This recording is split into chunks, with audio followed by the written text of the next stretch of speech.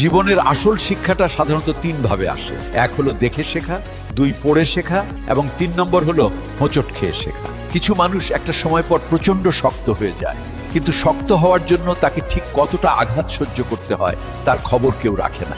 রাস্তায় ঘেউ ঘেউ করা কুকুরগুলোকে যদি ঢিল মারতে যাও, তাহলে তোমার নিজের গন্তব্যে আর ঠিক মতো ফেরা হবে না। ঠিক তেমনি তোমার আশেপাশে সব হেটার্সদের জবাব দিতে গেলে তোমার সাফল্যের কাছে কখনোই তুমি পৌঁছাতে পারবে না।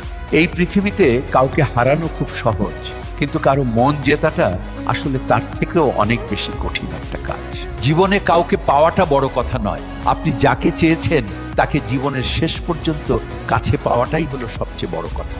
জীবনের শুরুটা অনেক বেশি সুন্দর হলে জীবনের শেষটা প্রায় অসমাপ্ত গল্পের মতো করে অসমাপ্তই কিন্তু রয়ে যায়। ক্যারিয়ার, পরিবার এবং তুমিতেই বিসর্জনে কেটে যায় এই সত্তা।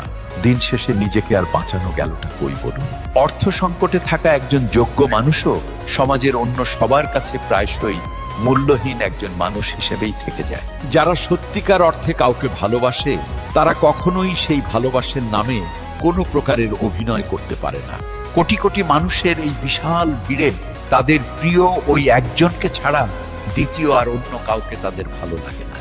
একটা সময় পর ঠিকই বুঝতে পারবেন, অনেকেই আপনাকে বিভিন্ন প্রয়োজনে ব্যবহার করেছে, কিন্তু ভালোবাসেনি কেউ। মানুষ আসলে আঘাত না পাওয়া পর্যন্ত নিজেকে বদলাতে পারে না। যে যত বেশি আঘাত পায় সে তত বেশি বদলে যায়।